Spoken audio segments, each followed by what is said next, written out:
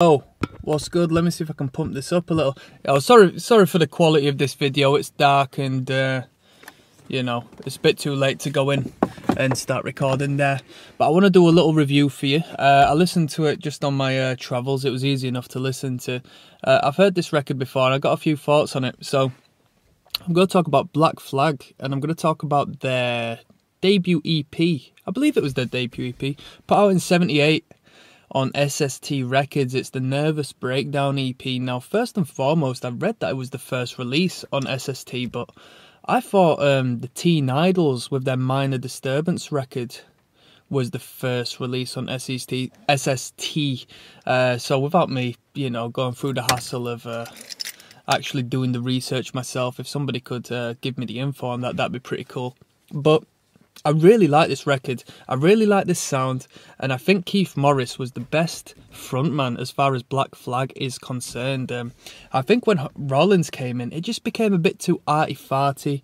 It sort of lacked the melodic value and the consistent energy that the band had at this early stage. Before the guitars started to go a little more freeform and all over the place and noodle and get a bit experimental and arty.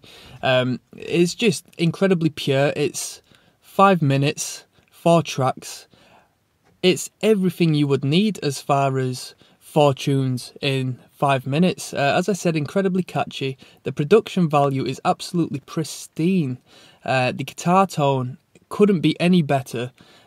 Keith Morris's performance on the tunes are brilliant. The songwriting's really good.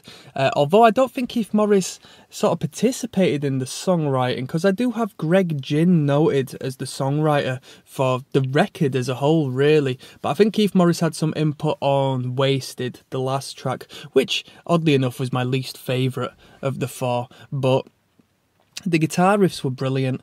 As far as the riffs, you needed 1 riff per song.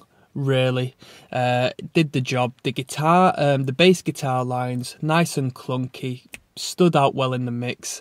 No nonsense, no ornaments going on. It was what it was. I thought it was a really good, really great blast of catchy punk rock music. Of course, it's considered hardcore punk music. Incredibly early at '78. Really good sound. Really good sound. Really hard to replicate sound, in my opinion. I don't know anyone who's going to come out and make music that sounds like that and not sound like they're completely ripping off that particular record, because it's very unique as far as my discovery through hardcore punk music and so forth.